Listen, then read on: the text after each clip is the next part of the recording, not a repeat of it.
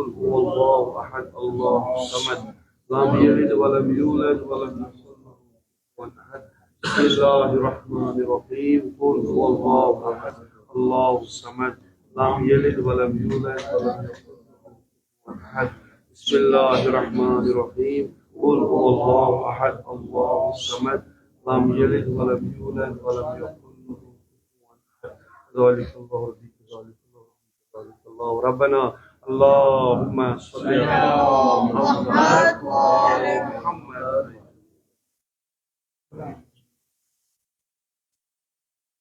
اعوذ باللہ السمیع العلیم من الشیطان اللعین الرجیم بسم اللہ الرحمن الرحیم الحمد للہ رب العالمین والعاقبۃ للمتقین والجنۃ للموحدین والنار للملحدین والصلاة والسلام علی سیدنا ونبینا بالقاسم محمد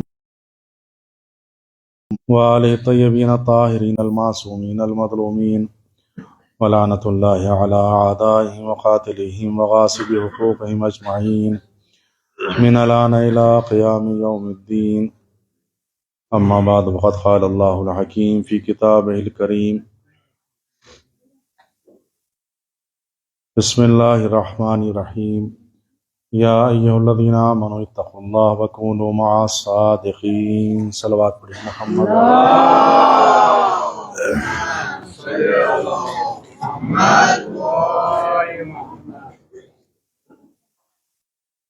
عزیزان محترم اور بزرگان من،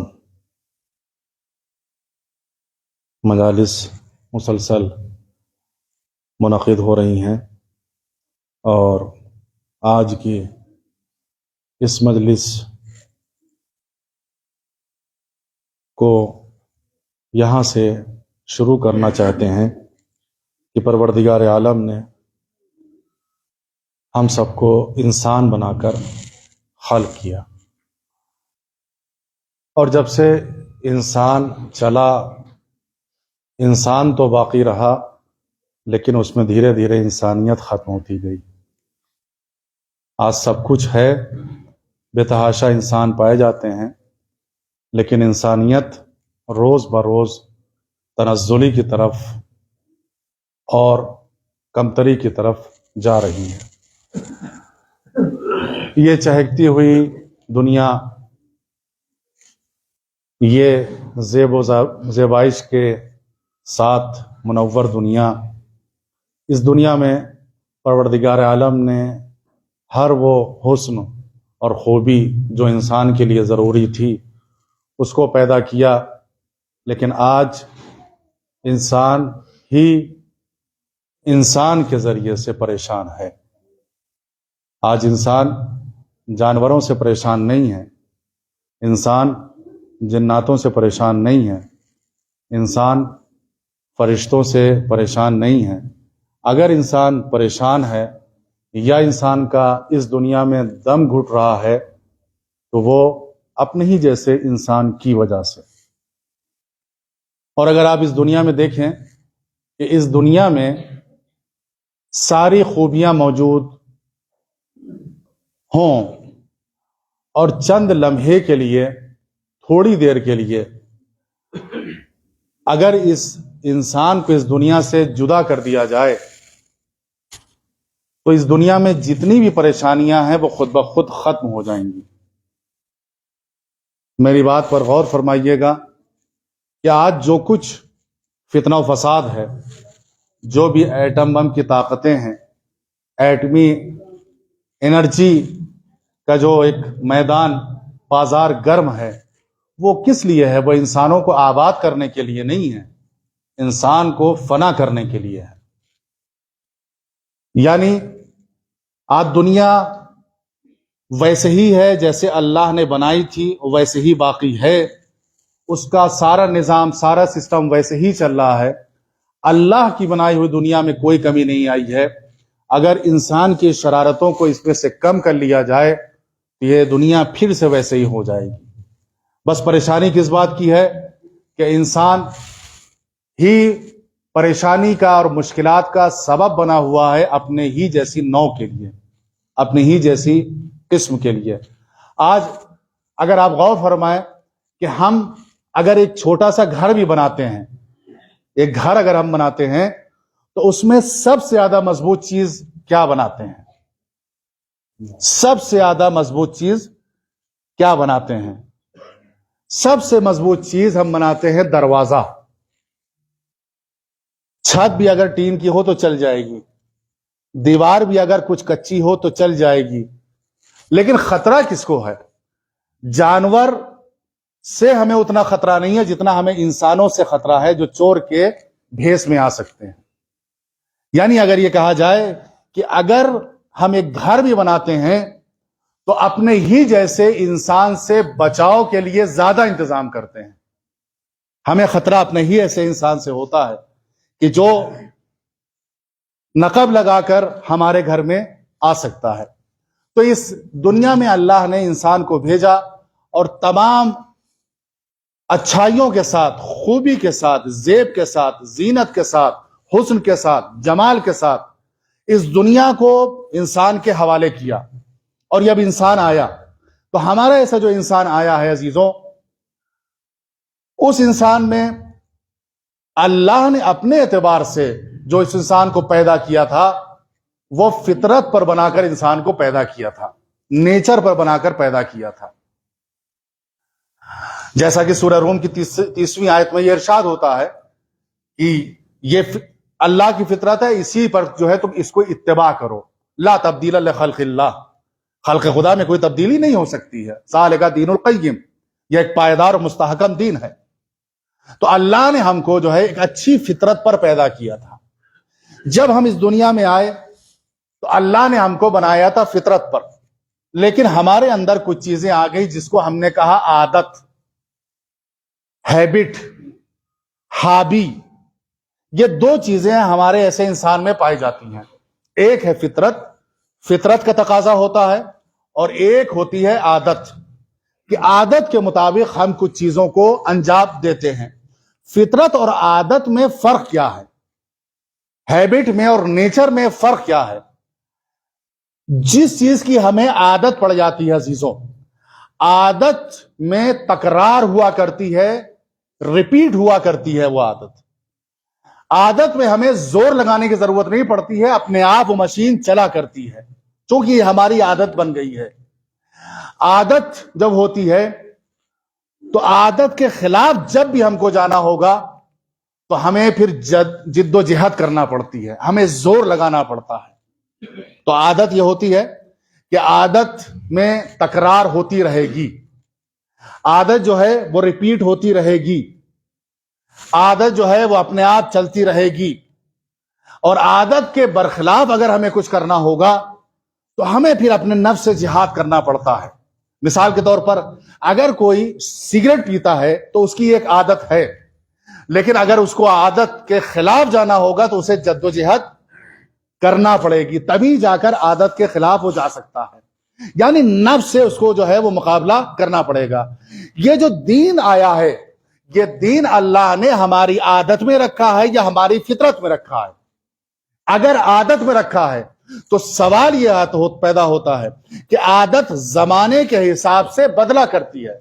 बचपने में हमारी एक आदत थी, जवानी की दहलीज पर गए तो एक आदत हो गई, और 5 साल के बाद जब बुढ़ापे में गए तो फिर हमारी आदत जो है फिर बदल गई।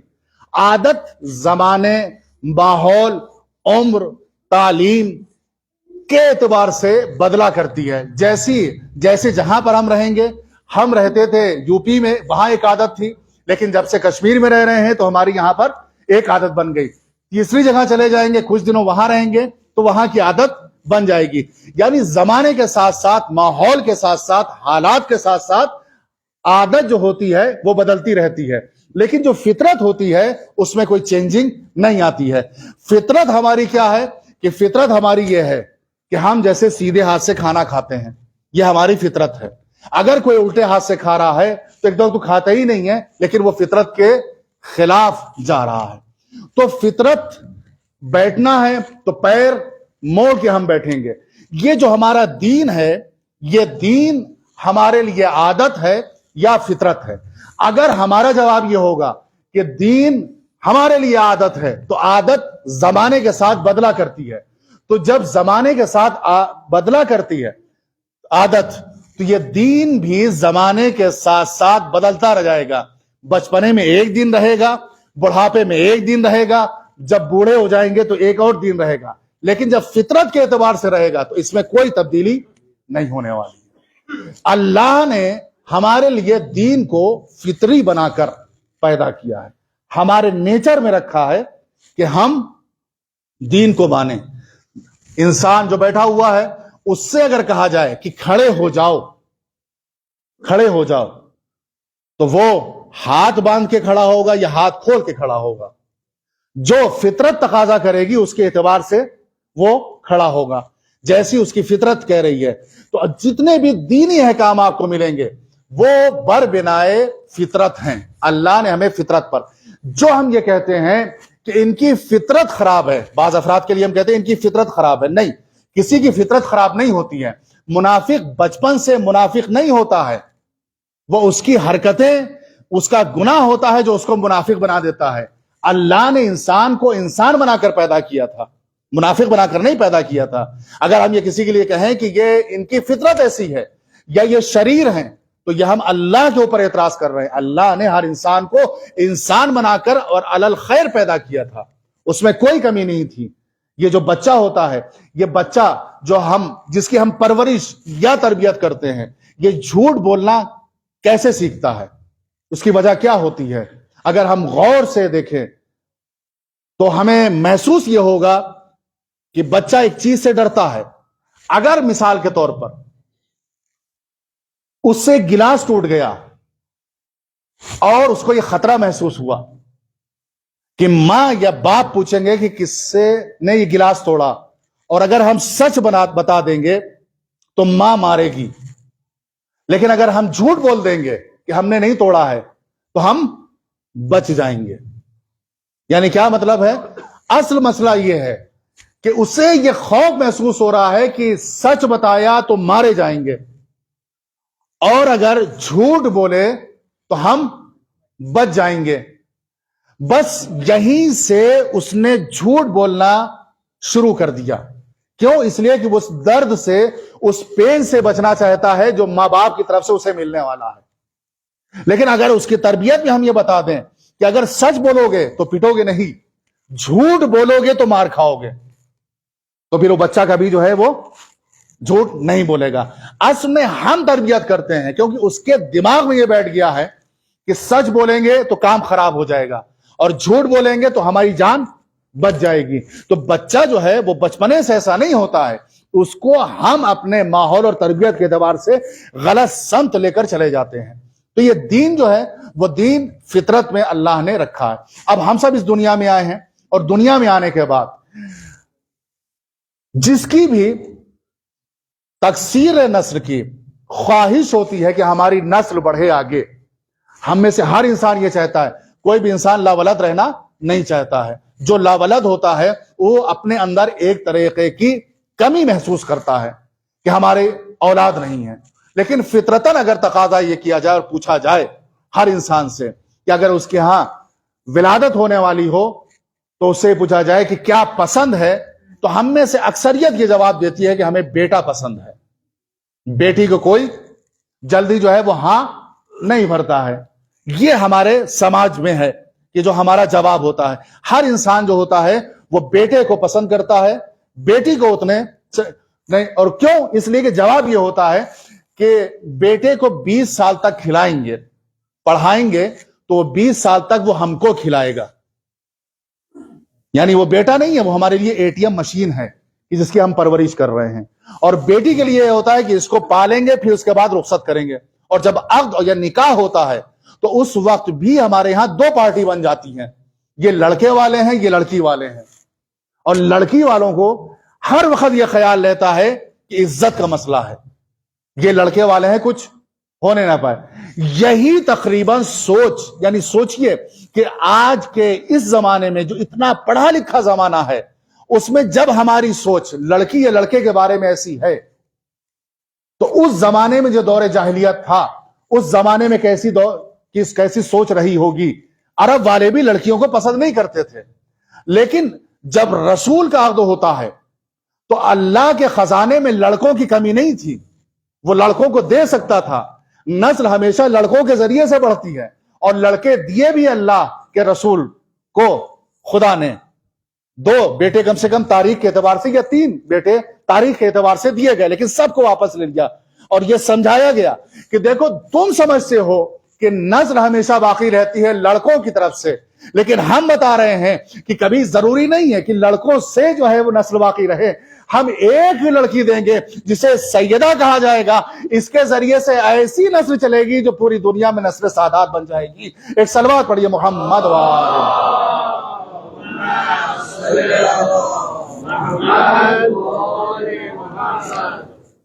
یعنی عرب جس کا سر جھک جاتا تھا اس دور میں کہ اگر لڑکی ہوئی تو اسے زندہ, ظل وجهه مسودا وهو کظیم, ان کے چہرے پر سیاہ رنگ آ جاتا تھا اور غصے سے. اذا بشر احدهم بالانثى, جب ان کو بشارت دی جاتی تھی کہ تمہارے ہاں لڑکی ہوئی ہے تو ان کا چہرہ جو ہے وہ سیاہ ہو جاتا تھا. ایسے زمانے میں یعنی بیٹیاں دی جا رہی ہوں تو عرب کا سر جھک رہا تھا. اللہ نے یہ فیصلہ کیا کہ دیکھو ہم اس زمانے میں تمہیں فاطمہ زہرا دیں گے, تو تمہارا دستور یہ ہے کہ تمہارے یہاں بیٹی ہوگی تو تمہارا سر جھک جائے گا, لیکن جب ہم فاطمہ زہرا کو دیں گے تو رسول کا سر نہیں جھکے گا, بلکہ رسول کو اپنی جگہ سے اٹھ کر کھڑا ہونا پڑے گا.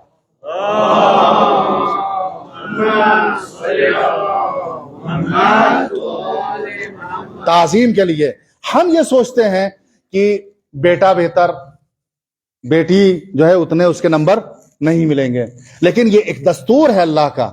ایک یہ اس کے پہلے سے ایک جو ہے اس کی سنت چلی آ رہی ہے کہ مادر مریم یہ دعا کرتی ہیں کہ اللہ مجھے بیٹا دے دے تو میں اس بیٹے کو وقف کر دوں گی راہ خدا میں جو خدمت کرے گا خانہ خدا کی.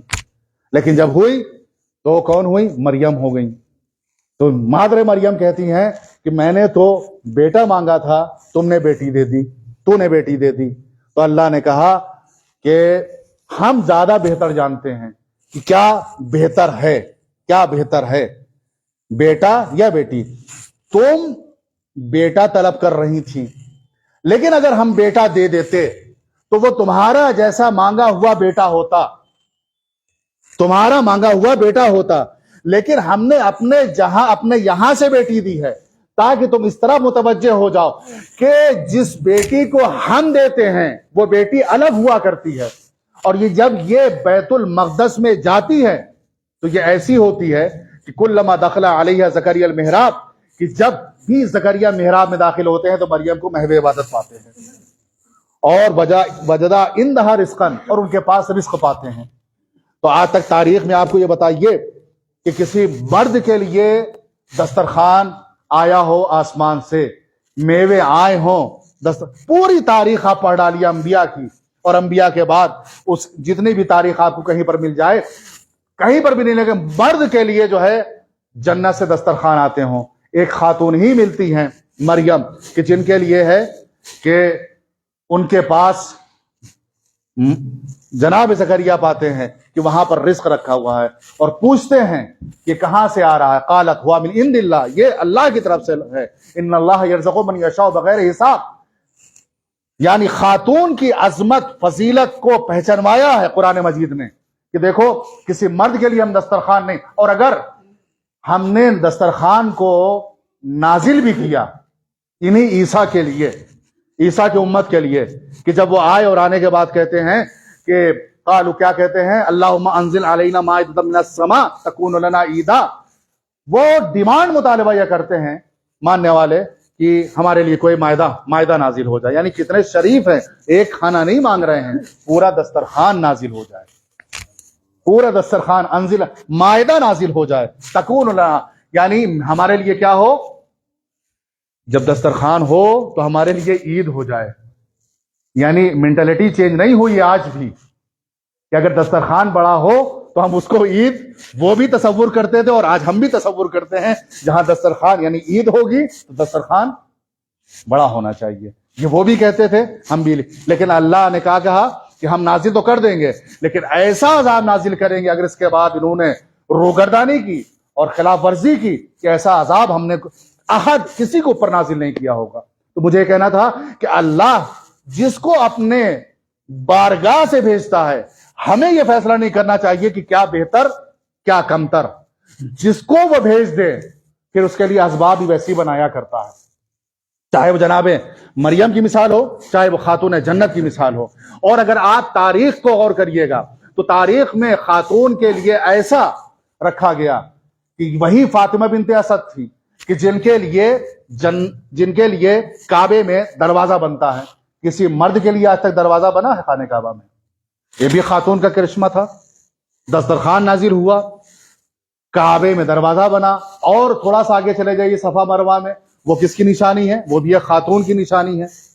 کسی مرد کے لیے ایسا کچھ ہوا ہو، مرد مجبور ہوتا ہے کہ جہاں پر عورت دوڑی تھی وہاں پر جا کر مرد دوڑے، جب تک وہ صحیح نہیں کرے گا تب تک اس کا حج مکمل نہیں ہوگا۔ یہ سب وہ نشانیاں ہیں جس کو تم سمجھ رہے تھے کہ یہ کمتر ہے، ہم اس کو اولا بنانا چاہتے ہیں۔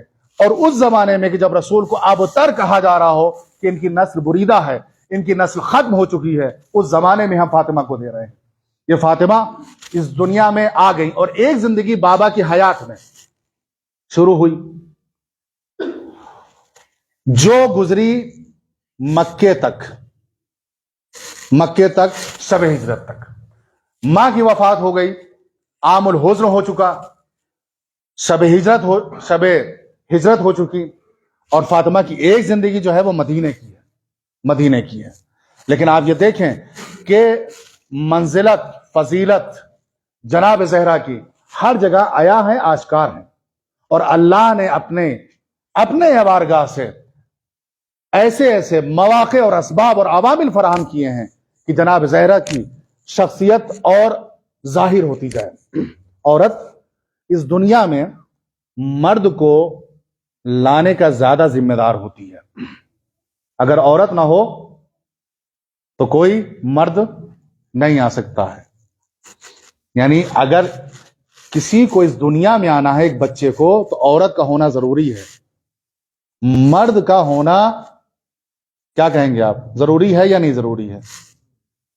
مرد کا ہونا بھی ضروری ہے، لیکن اللہ نے ایک موقع ایسا دکھلایا کہ جب بغیر مرد کے ایک بچے کو پیدا کیا۔ یہ بھی پہچانو کہ اگر نسل بڑھنا ہے تو ضروری نہیں کہ مرد ہو، ہم اگر چاہیں تو عورت ہی کے ذریعے جو ہے نسل کو بڑھا سکتے۔ خود جناب مریم کا جناب عیسیٰ باپ نہیں تھے، یعنی یہ ممکن ہے کہ مرد نہ ہو یعنی باپ نہ ہو لیکن ماں ضرور ہوگی۔ یہ احسان ہے سب کی خلقت میں۔ عزیز و توجہ فرمائیے گا، ہر انسان کی خلقت میں شروع اور ابتدا یہاں سے ہوتی ہے کہ ایک بچہ جو بنتا ہے، جس کی خلقت ہوتی ہے، جس کی تخلیق ہوتی ہے، وہ اس کی ابتدا مرد کے ذریعے ہوتی ہے، اور وہ نطفہ منتقل ہوتا ہے عورت کی طرف، خاتون کی طرف۔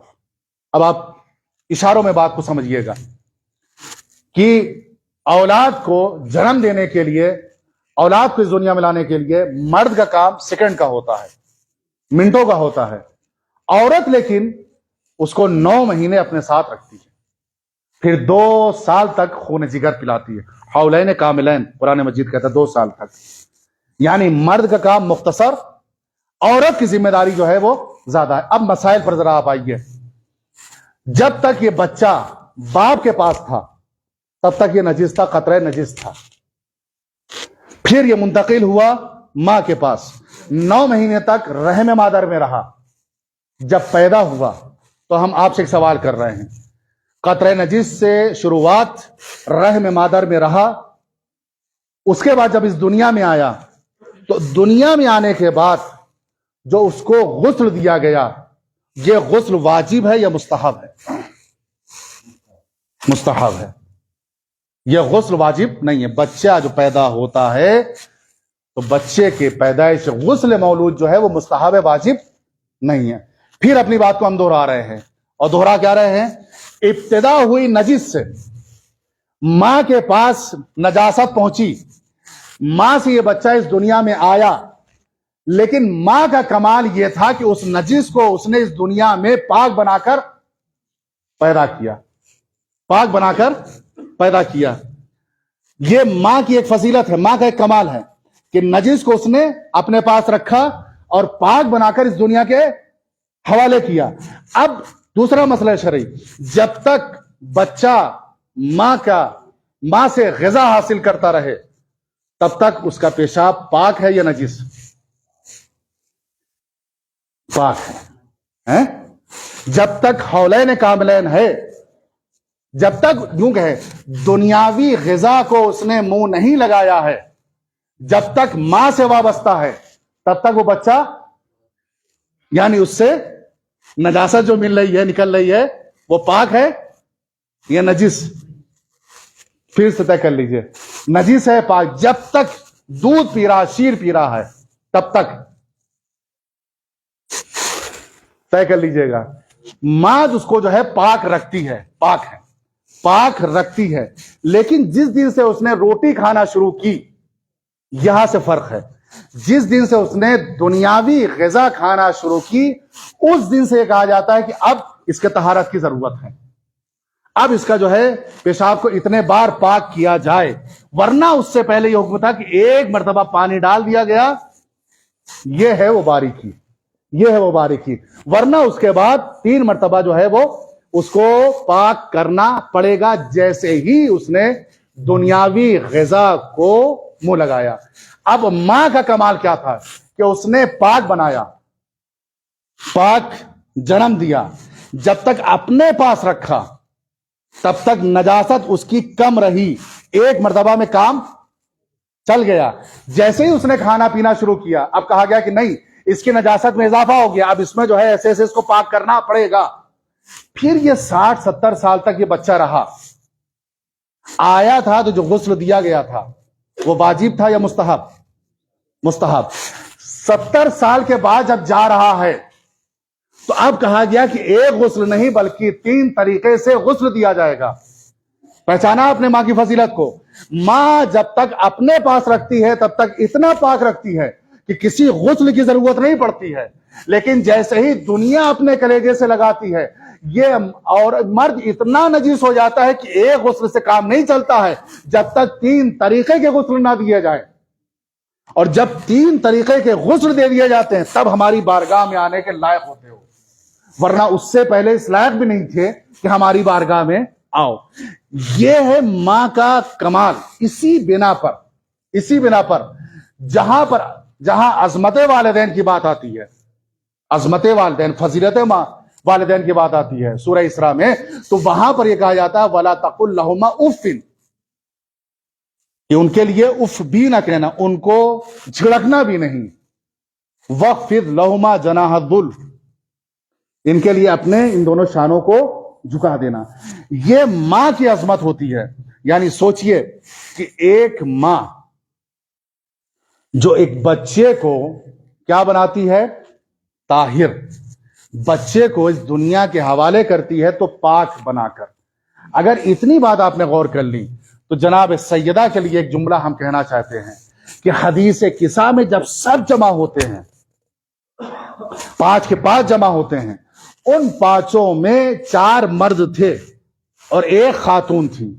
लेकिन जब यह सवाल किया गया वो मन तहतल किसा, कौन है इसके नीचे, तो मरकज जो है किसी मर्द को नहीं बनाया गया है, मरकज जो है खातून को बनाया गया है, ताकि अजमत सैयदा को, खातून को पहचान लो कि अगर हमें तारुफ मर्दों को भी कराना होगा और उन मर्दों में चाहे नबी हो चाहे इमाम, तो हम तारुफ न नबी के जरिए कराएंगे न इमाम के जरिए कराएंगे, बल्कि फातिमा के जरिए कराएंगे, ताकि पहचान लो तहारत का तारुफ भी कराना हो तो जरूरत है फातिमा ज़हरा की। एक सलवात पढ़िए मोहम्मद।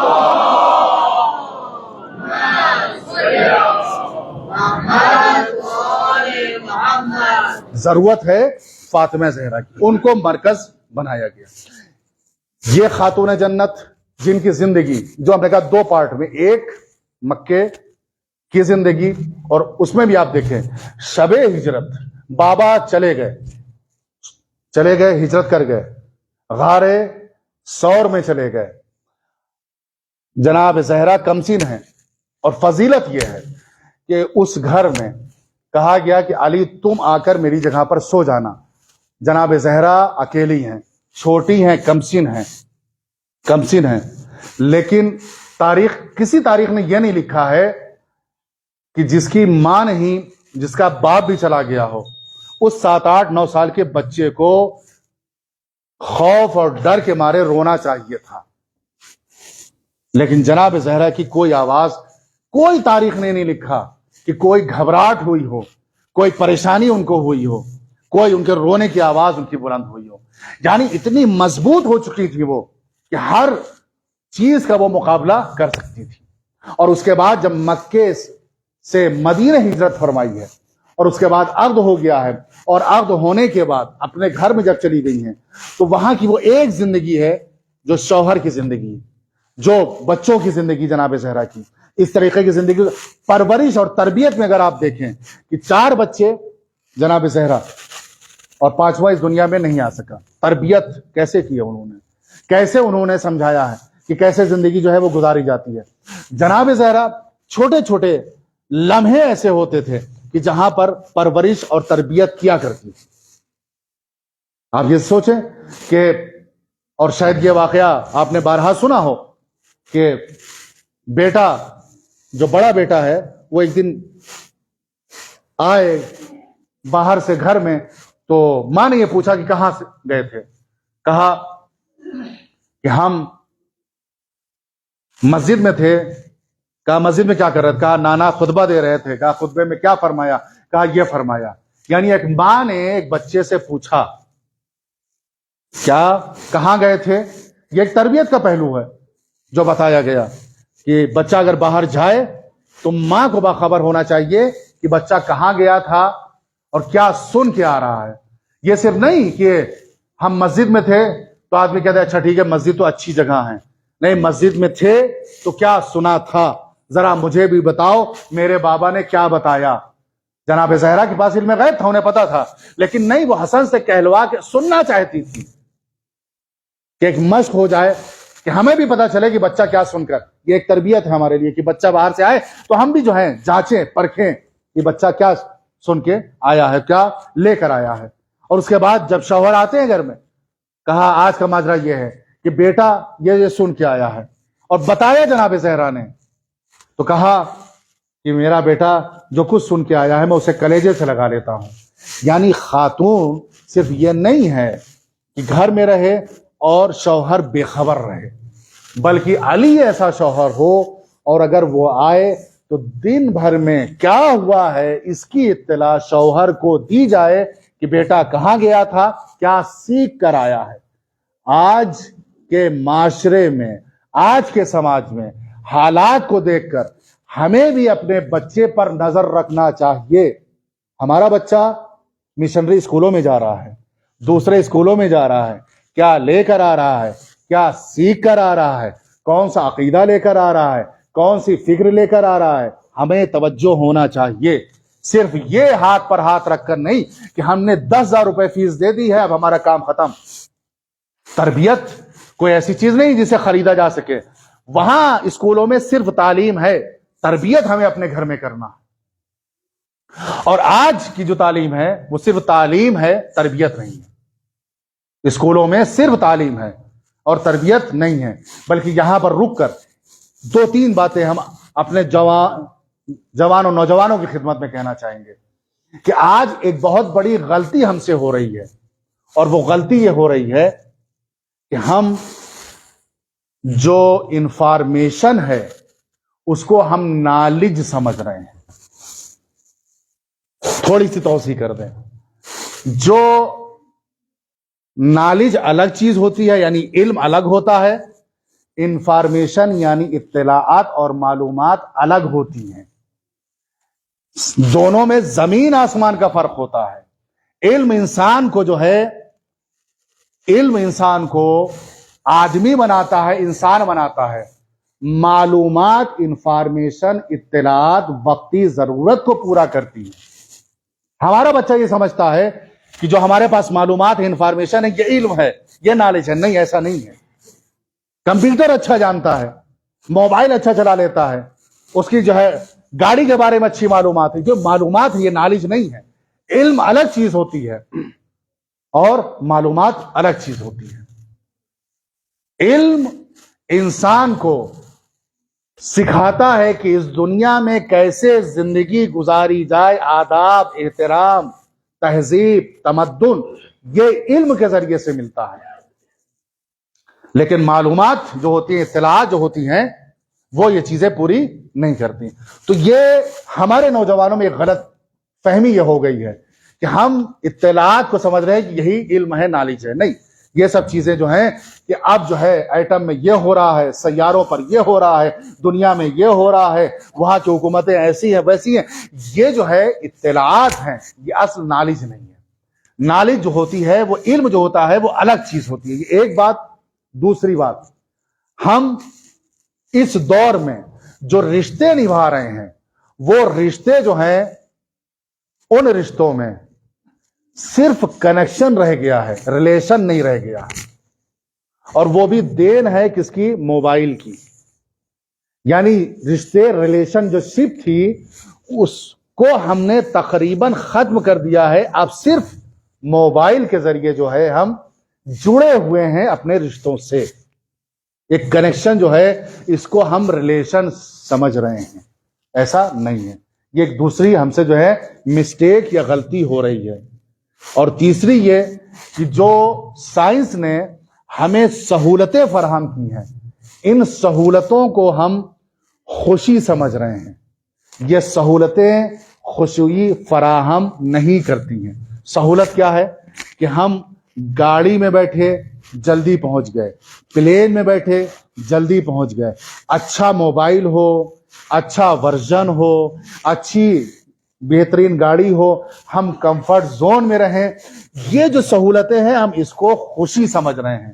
خوشی اشیاء میں نہیں ہے، خوشی چیزوں میں نہیں ہے، خوشی سہولتوں میں نہیں ہے. خوشی کہاں پر ہے؟ خوشی اس وقت ہے کہ جب ہمارا یہ نفس مطمئن ہو. ہمارا نفس جو ہے وہ مطمئن ہو، ہمارا نفس اپنے کنٹرول میں ہو، ہم سیلف کنٹرول رکھیں، اپنے غصے اور جذبات پر ہمارے کنٹرول ہو، اپنی زبان کے اوپر ہمیں کنٹرول ہو.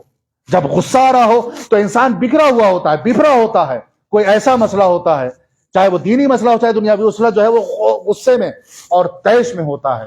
لیکن عزیزوں، جب آپ کبھی بھی دینی کام کریں گے، خاص طور سے اس میں رکاوٹیں ضرور آئیں گی، اس میں بندشیں ضرور آئیں گی، کیونکہ شیطان ہے، اس کا مشن جاری ہے.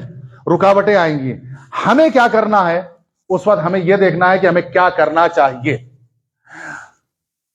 اگر کسی نے ہمیں ستایا، پریشان کیا، مقدمہ کیا، FIR کی، آپ کوئی اچھا کام کر رہے ہیں، اچھا قدم اٹھا رہے ہیں، کوئی اچھا اقدام کر رہے ہیں، اچھی تحریک چلا رہے ہیں، اچھا کوئی آپ نے پوائنٹ سوچا ہے، تو جب بھی کوئی اچھا ایکشن ہوگا، تو اس کے مقابل میں ری ایکشن ضرور ہوگا. ہوگا کہ نہیں ہوگا؟ ایکشن ہوگا، ری ایکشن ضرور ہوگا. ری ایکشن ادھر سے جو ہے تہمت کا ہوگا، بہتان کا ہوگا، گالم گلوچ کا ہوگا، غلیظ باتوں کا ہوگا، غیبت کے ذریعے سے ہوگا، کینہ، حسد، حقد کے ذریعے سے ہوگا وہ ایکشن. لیکن ایکشن اور ری ایکشن کے بیچ میں اللہ نے ہمیں ایک اختیار دیا ہے، ہمارے خالق نے. پھر کہہ رہے ہیں، ایکشن اور ری ایکشن کے درمیان اللہ نے ہمیں ایک اختیار دیا، ایک چیز دی ہے، اس کو ہمیں کہتے ہیں اختیار. اللہ نے ہم کو دیا ہے. ہم اگر جو ادھر سے ری ایکٹ ہو رہا ہے، اگر ہم اس کا جواب دینے لگے تو بات بڑھتی جائے گی. لیکن ہمارے پاس ایک اختیار ہے کہ ہم ضبط کر سکتے ہیں، ہم صبر کر سکتے ہیں. اگر اس اختیار کی قوت کو ہم نہ ضائع ہونے دیں تو اپنے مقصد کو بھی بچا لے جائیں گے، اپنے منصوبے کو بھی بچا لے جائیں گے. اور اگر ہم نے اس کو ساتھ دے دیا، جواب پہ جواب دے دیا، تو جواب دینے میں عزیزوں ایک بات کو یاد رکھیے گا، سامنے والا جب ہمیں جواب دے رہا ہے تو کسی کو جواب دینے کے لیے ہمارے لیے ضروری یہ ہوگا کہ ہم اس کی سطح پر جائیں تاکہ جواب دے سکیں. نہیں توجہ فرمائی. کسی کو جواب دینا ہے تو جب تک ہم اس کی سطح پر نہیں پہنچیں گے تب تک جواب، ہم وہاں پر تک گر کے نہیں جائیں گے اس کو جواب دینے کے لیے. ہم گر کے اس کی سطح پر نہیں جائیں گے. کمال یہ ہے کہ ہمیں گرنا نہیں ہے بلکہ گرے ہوئے کو اٹھانا ہے، اپنی سطح پہ لانا ہے. اور یہ حاصل ہوگا نفس پہ کنٹرول، سیلف کنٹرول سے، سیلف کانفیڈنس سے. جب تک ہم اپنے نفس کو کنٹرول نہیں کریں گے. اور یہ مراقبہ جو کہا جاتا ہے، جو علم النفس میں رکھا گیا ہے، مراقبہ یعنی اپنے نفس کے اوپر خود کو رقیب قرار دو، ہمیشہ اس کی حفاظت کرو کہ ادھر ادھر جائے نہ. جس کو آج کی دنیا جو کہتی ہے یوگا، دھیان دینا، بیٹھ کے اپنے نفس کو، یہ دین کہتا ہے اس کی مراقبت کرو اس کو. اور ہمارے پاس بہترین چیز، بہترین عمل مراقبت کے لیے اپنا نماز ہے. 2 رکعت نماز اگر آپ ایسے پڑھ لیں کہ آپ کا نفس ادھر ادھر جانے نہ پائے. یہ دماغ جو ہوتا ہے، دماغ یہ ایک جگہ پر نہیں رہتا، یہ بندر کی طرح پھدکتا رہتا ہے. کبھی ادھر رہتا ہے، کبھی ادھر رہتا ہے، کبھی ادھر رہتا ہے، کبھی ادھر رہتا ہے. اس کو کنٹرول کرنا بہت مشکل ہوتا ہے. مائنڈ کو سیٹ کرنا سب سے مشکل کام ہوتا ہے. اور اللہ نے اس چیز کو سیٹ کرنے کے لیے ہمارے پاس بے انتہا اعمال رکھے ہیں. اس میں سب سے اچھا عمل ہے نماز. آپ نماز شروع کریے، یہ ذہن ادھر ادھر نہیں جائے گا. اگر یہ 2 منٹ 4 منٹ کی پریکٹس روز ہوتی رہی تو یقین مانیے کہ کوئی انسان آپ کو کچھ کہتا رہے گا اور آپ اپنے دماغ کو ادھر سے ہٹا لیں گے. جب کچھ سنیں گے نہیں تو بھی جواب دینے کی ضرورت نہیں آئے گی. ہم اپنی قدر کو پہچانیں، ہم اپنی منزلت کو پہچانیں. ہم دنیا میں رہیں تو دنیا میں ایسے بن کے رہے کہ دنیا ہماری ضرورت کو محسوس کرے، ہمارے فقدان کو سمجھے کہ یہ فقدان ان کا جو ہے ہمارے لیے عظیم اور بزرگ ہے. انسان اپنی قیمت خود بازار میں لگواتا ہے، اپنے بھاؤ خود بازار. ہم اپنی ویلو بنائیں، اور ویلو بنتی ہے زبان کو کنٹرول کر کے، اعمال کو اچھا کر کے، بہترین عمل بنا کر. ہم اگر قیمتی ہوں گے تو ہر صف والا، ہر جماعت والا، ہر پارٹی والا یہ قیمتی ہے، یہ ہماری طرف آ جائے. لیکن جب تک ہم اپنے کو قیمتی نہیں بنائیں گے دنیا ہماری قیمت نہیں لگا سکتی. قیمت کلو امرئین، مولا کی حدیث ہے، ہر انسان کی قیمت کیا ہے؟ اس کے اعمال ہے، اس کا جو ہے وہ کیا ہے؟ طور اور طریقہ ہے. ہم اپنی قیمت بولی کہیں زیادہ سے زیادہ لگائیں، اپنے کو ایسا بنائیں کہ سماج کہے کہ ہمیں ان کی ضرورت ہے. اور وہ اس وقت حاصل ہوگا جب ہم پابندے دین ہوں گے، پابندے شریعت ہوں گے. ہم اپنے کو ایسے بچا کے رکھیں گے کہ ہم سے کوئی لفظ، کوئی خطا نہ ہو. غصے کے وقت کنٹرول کر جانا یہ سب سے بڑا جہاد ہے، اور جہاد اکبر اسی کو کہا گیا ہے. جذبات پر قابو رکھنا یہی سب سے بڑا ہمارے لیے جہاد ہے. لیکن چھوٹے چھوٹے پریشانیاں یا مصائب جس وقت ہمارے اوپر پڑتے ہیں تو ہم جذبات اور آپے سے باہر ہو جاتے ہیں. لیکن آپ دیکھیں کہ وہ جو ہم کو سکھانے آئے تھے، جو ہمارے رہنما بن کر آئے تھے، جو ہمارے حکمران بن کے آئے تھے، جو ہمارے لیے ہادی یا امام بن کے آئے تھے، لوگوں نے بڑی سی بڑی جسارت کی، لیکن انہوں نے اس چیز کو برداشت کیا، اس پر صبر کیا.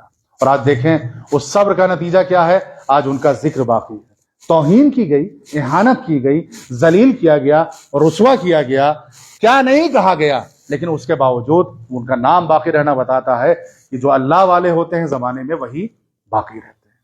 آج مصیبتیں یقیناً رسول کی وفات کے بعد، یہ 75 سال کی روایت یا 75 دن کی روایت یا 95 دن کی روایت، جسے سید جو محسن الامین ہیں، جو عاملی ہیں، جو لبنان کے رہنے والے ہیں، آیان الشیعہ کی جو تصنیف ہے، وہ یہ کہتے ہیں یہ 70 اور 90 میں فرق اس لیے ہوا کہ 70 کے نقطے ہو سکتا ہوں مٹ گئے ہوں، یا 30 کے نقطے جو ہیں وہ مٹ گئے ہوں. 70 اور 90 میں اس لیے جو ہے وہ 75 یا 90. بہرحال ان کا یہ کہنا ہے کہ جناب زہرا کا دروازہ جلایا گیا، اور اس سے پہلے جو مصائب ہوئے ہیں کہ بابا کے انتقال کے بعد آپ فرمائش یہ کرتی ہیں اپنے شوہر سے، مولا سے، کہ مجھے میری بابا کی قبر پر لے چلو۔ جناب سیدہ کا دامن پکڑا، جناب سیدہ کا بازو پکڑا مولا نے، بچوں نے دامن پکڑا اور جناب سیدہ کو لے کر مولا کہاں آئے؟ رسول کی قبر پر آئے۔ لیکن بہرحال جناب سیدہ کو اتنی ڈھارس تو رہی ہوگی کہ بابا کی قبر پر ہم آئے ہیں تو یکو تنہا تو نہیں ہے، سہارا دینے کے لیے علی مرتضیٰ موجود ہیں، سہارا دینے کے لیے چھوٹے چھوٹے بچے تو موجود ہیں۔ اور روایت یہ کہتی ہیں کہ سیدہ روتے روتے اتنی نڈھال ہو چکی تھیں، اتنی کمسن ہو چکی تھیں، اتنی لاغر، کمزور اور نحیف ہو چکی تھیں کہ اپنے چھوٹے چھوٹے بچوں کا سہارا لے کر چل رہی، کمر جھک چکی تھی۔ ہم سب یہ کہیں گے سیدہ کم سے کم بابا کی قبر پر آپ آئیں تو سہارا دینے کے لیے شوہر بھی موجود اور دو دل بند آپ کے موجود ہیں حسن و حسین کی شکل میں۔ لیکن سیدہ 50 سال کا زمانہ گزرے گا، آپ کے پہلو میں ایک ہستی کھڑی ہے جسے حسین کہا جاتا ہے۔ جب اس کی قبر بنی ہوگی اور اس کی قبر پر آپ ہی کی بیٹی زینب آئے گی تو سہارا دینے والا کوئی موجود نہیں ہوگا۔ آج آپ نے اپنے کو بابا کی قبر کے نزدیک پایا، قریب پایا، آپ بلک اٹھی اور آپ نے اپنے کو بابا کی قبر پر گرا دیا۔ لیکن علی آگے بڑھے تو آگے بڑھنے کے بعد سیدہ کو بڑے احترام کے ساتھ، بڑے عزت کے ساتھ، ڈھارس بندھاتے ہوئے، دلاسا دیتے ہوئے جدا کیا ہوگا۔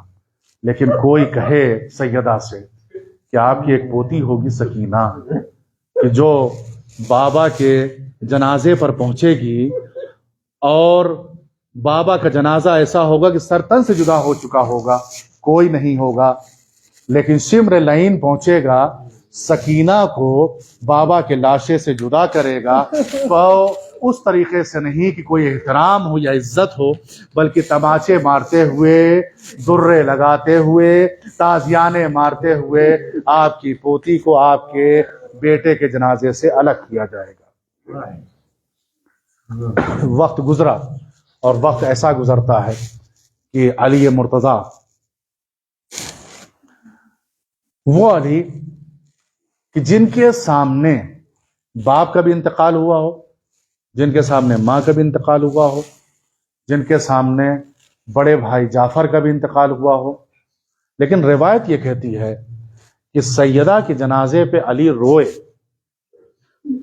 وہ علی جو فاتح خیبر، وہ علی نہ اپنے بابا کے جنازے پر ایسا رویا، نہ ماں کے جنازے پر ایسا رویا، نہ بھیا کے جنازے پہ ایسے رویا جیسے دہاڑے مار مار کے سیدہ کے جنازے پر رویا۔ کیوں؟ اس لیے کہ شہزادی ایک مرثیہ پڑھتی ہوئی اس دنیا سے گئیں، صبت علیہ مصائب لو انہا۔ علی کریں تو کریں کیا کریں؟ شہزادی رونا چاہتی ہیں، بیوی رونا چاہتی ہیں، گھر میں روتی ہیں تو پڑوسی کہتے ہیں کہ سیدہ کے رونے سے ہماری نیند میں خلل ہوتا ہے، کیا کریں؟ کہا چلو تمہارے لیے ایک چھوٹا سا ہم گھر بنا دیتے ہیں، چھوٹا سا ایک حجرہ بنا دیتے ہیں، چل کے وہاں پر رویا کرو۔ وہ بیت الحزن بن گیا اور اس کے بعد سیدہ وہاں پر رو رہی ہیں اور روتے روتے جب شام ہو جاتی تھی تو سیدہ چلی جاتی تھی، علی پھر سہارا دیتے تھے، رات میں پھر وہ گریا و بکا و راہ کا عالم، اس کے بعد اگلا دن ایسے ہی گزرتا تھا، یہاں تک کہ وفات کے دن، شہادت کے دن قریب آ گئے۔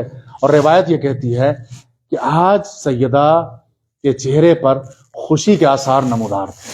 علی پوچھتے ہیں سیدہ آج کیا بات ہے کہ آپ کے چہرے پر خوشی کے آثار کو ہم ملاحظہ کر رہے ہیں؟ سیدہ نے کہا ان قریب میں اپنے بابا کی خدمت میں پہنچ جاؤں گی. مجھے بابا خواب میں آ کر مجھے بتا چکا ہے کہ اب تم ہم سے ملنے والی ہو. اس لیے فرط جذبات میں سیدہ اٹھ گئی، اپنی بیماری کو بھول گئی، اپنے زخموں کو بھول گئی، اور بھولنے کے بعد ایک ایک بچے کو قریب کرتی ہیں اور اس کے بعد انہیں صاف و شفاف اور کپڑے پہناتی ہیں. ارے جو ہے کنگھی کی بالوں کو سوارنے کے بعد ہر بچے کو تیار کر دیا، اور تیار کرنے کے بعد سیدہ نے جو وصیتیں کی ہیں، جہاں ان وصیتوں میں یہ تھا کہ مجھے کب دفن کرنا، مجھے کیسے غسل دینا، مجھے کیسے ہنوت دینا، اس میں ایک وصیت سیدہ کی ہے، علی میرے بچوں کو کبھی تنہا مت چھوڑنا، کبھی تنہا مت چھوڑنا. یہ بھی ایک سیدہ کی وصیت ہے. علی کیا کریں، علی کے اوپر بڑی ذمہ داری ہے. کیوں؟ اس لیے کہ سیدہ وصیت کر کے جا رہی ہیں میرے بچے کبھی اکیلے نہ رہیں. علی تو اس وصیت کو جب تک زندہ رہے پوری کرتے رہے. اسی لیے مدینہ جب بھی چھوڑا تو اپنے بچوں کو لے کر کوفے گئے ہیں، اور کوفے میں شہادت کے بعد جب بھی مدینے میں سب رہے ہیں تو اکٹھا رہے ہیں. کبھی یہ بچے الگ نہیں ہوئے ہیں. لیکن جب ان کو الگ کر دیا گیا تو اس کے بعد انہیں قرار نہیں آیا ہے، انہیں سکون نہیں ملا ہے. علی کے بچوں کو یہ چاہتے یہ ہیں کہ ہم ایسی جگہوں پر پہنچ جائیں کہ جہاں پر ہم سب اکٹھا ہو جائیں. حسین غریب الغربا ہیں، حسین جو ہیں بے کس مارے گئے ہیں، لیکن زینب بھی ایسی ہیں جو ابھی بھی دیار غربت میں شربت شہادت نوش فرما کر سیریا اور دمشق میں جا کر آباد ہو گئی ہیں. یہ فاطمہ زہرا کی اولادیں ہیں، یہ فاطمہ زہرا کی اولادیں ہیں، یہ ان کے فرزند ہیں کہ ان کے اوپر بھی ایسی جفا کشی کی گئی ہے کہ کوئی سوچ نہیں سکتا تھا. علی اپنے چھوٹے چھوٹے بچوں کو لے کر ماں کی قبر پر جاتے ہیں.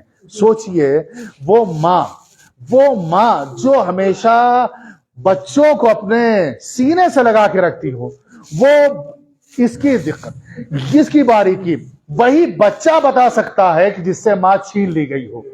علی کیسے برداشت کرتے ہوں گے جب کمسین چھوٹے چھوٹے بچوں کو لے کر ماں کی قبر پر آتے ہوں گے. اور کبھی زینب ماں کی قبر کو چھوڑنا نہیں چاہتی ہوں گی، کبھی ام کلثوم ماں کی قبر سے جدا نہیں ہونا چاہتی ہوں گی، کبھی حسین نہیں اٹھنا چاہتے ہوں گے.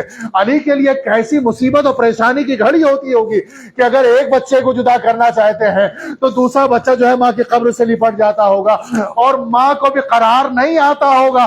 ارے شاید سارے بچوں کو اجازت مل جائے، علی سالی سارے بچوں کو لے کر چلے جاؤ، لیکن تھوڑی دیر کے لیے حسین کو میری قبر پہ چھوڑ دو، اس لیے کہ یہ حسین ہے جو میرا مظلوم ہے، میرا بے کس ہے، میرا بے بس ہے.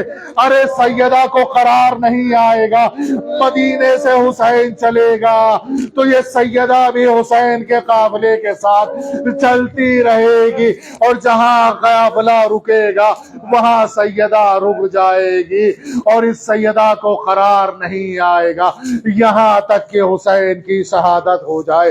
اور اس شہادت کے بعد زینب کے قافلے کے ساتھ بھی سیدہ نظر آ رہی ہوں گی اور یہی کہہ رہی ہوں گی یہ تمہاری ماں آ گئی رونے کے لیے. زینب تم اپنے کو اکیلا مت محسوس کرو، یہ ماں ہے.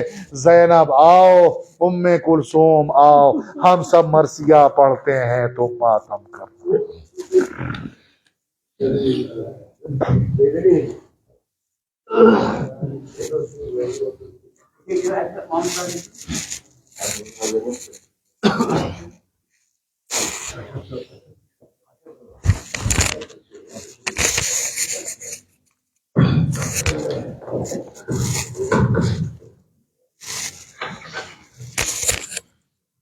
فاطمیہ اور جناب زہرا اس متعلق روزانہ پیغمبر اکرم صلی اللہ علیہ وسلم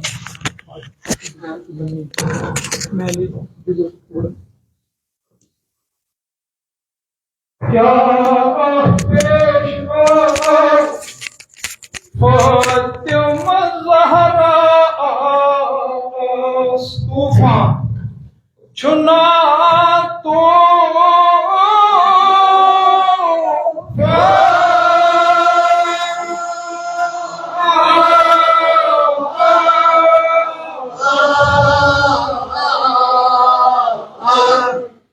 ایام جناب زہرا کیا پیش آؤ فاطمہ زہرا چھنا تو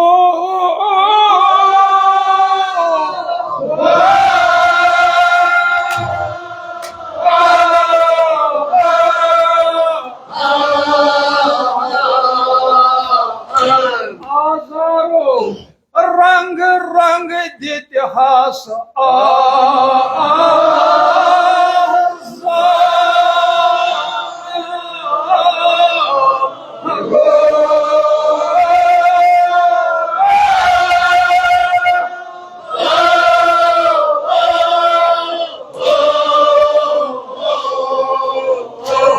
رنگ رنگ دتہاس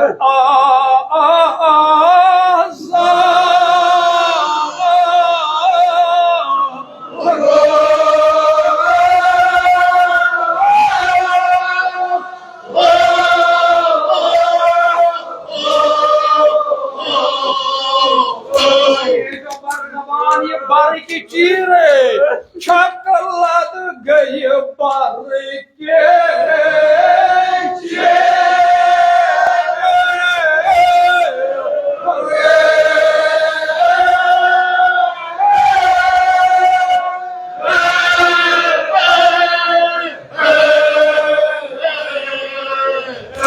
جناب زہراز بابس پتہ کہین مان کہین بوزن کھانا بوزنی کھانا دادی دیوان جناب زہراز کیا کران جناب زہرا دپان بے آر ظالم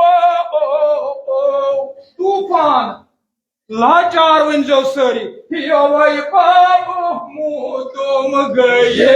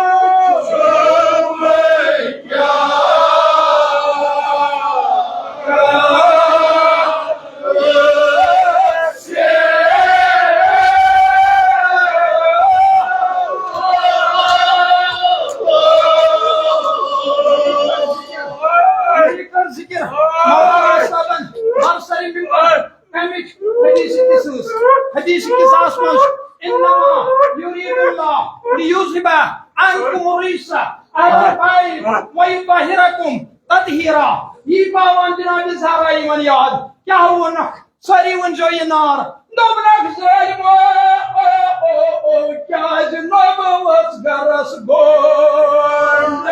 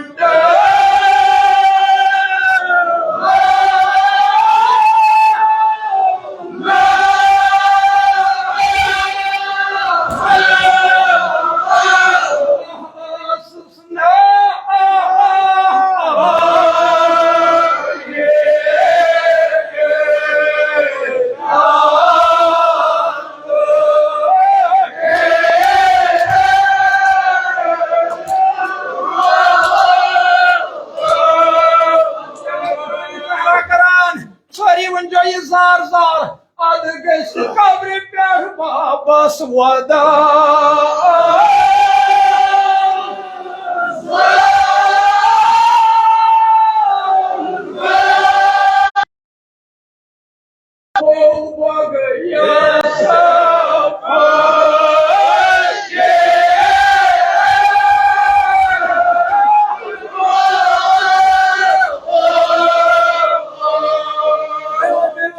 اد گژھِ قبرِ پٮ۪ٹھ واپس ودا